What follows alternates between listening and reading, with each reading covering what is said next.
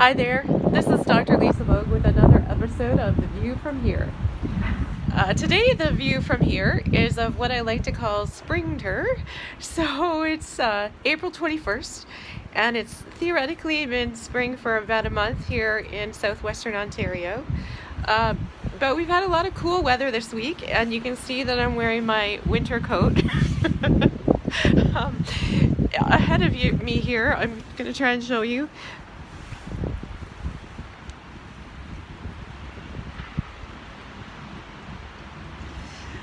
So we have spring flowers, but they're in a flower bed that's covered in snow. It's very windy today and very, very chilly. So what this brings to mind for me about the view inside is how it's one of these in-between times. How it's theoretically spring, but it's also feeling very wintry. And so we're not really quite sure where we're at. And I imagine that a lot of you are feeling that way right now in terms of the days and the time. A lot of people have said to me this week that they don't really know what day it is, that it's hard to keep track of the time when you're home and all the days are the same. And I think that our tendency can be to be restless with that, or to be afraid, because our ego really prefers if we know what's going on, because that feels safer. And having a schedule, knowing what's going to happen when, tends to feel safer. So I'm going to offer 3 ideas about other ways to think of this in-between time. So one way that I think of it is that it's a time to reflect. When the usual schedule's not happening, when you're in between schedules, and right now we're even in between lifestyles, then there's more quiet time. There's not as much happening, and we can be with ourselves a little bit. When we can be with ourselves a little bit, then we can hear that small, still inner voice more clearly, and know ourselves and understand ourselves and how we're feeling better. The second opportunity that we have is to sit with what I call the unknown. So the not knowing. Again, the ego really likes to know.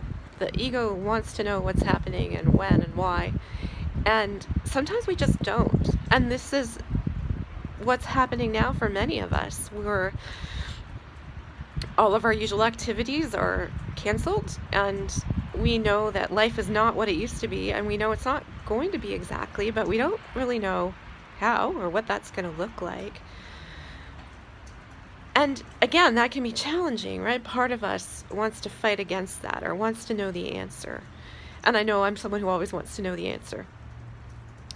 I've also learned, though, that there's value to being in the not knowing, because in the not knowing, there's new possibility. If everything that happens is what you know is going to happen, then nothing new is happening, right? Then you got same old, same old.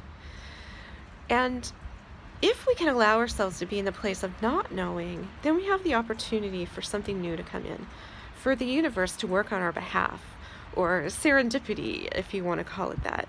We can meet new people, we can have new ideas, we can create new things. So I invite you to see if you can kind of play with being in the unknown as an opportunity, as a fun thing, as a creative time. The third opportunity that we have in these in-between times, the way I see it, is to reimagine ourselves. You know, when we have that time to be quiet, when we have that time to let things not be clear, then from there we can ask, okay, well, how are things going, and how do I want to be in my life? Are there ways I want to be different moving forward? Are there things I've been waiting for an opportunity to shift, but I've been too busy to do it? Right? We all have a lot of that. Oh, I'll change that when I get to it. Well, this is the time to actually get to it. It's a time when we can actually shift how we show up, because we have this resting point in between. I often have this model in my head that if we want to get from A to B, that it's usually tough to do that directly. And it's a lot easier if we go to zero first.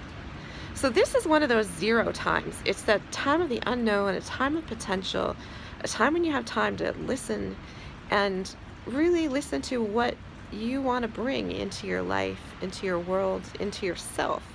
And it's a time when we can actually shift some of those things. So I invite you to consider this in-between time as a time to reflect, to sit with the unknown, and to reimagine what you want for your life. With love and light, I'll see you again soon. Bye-bye.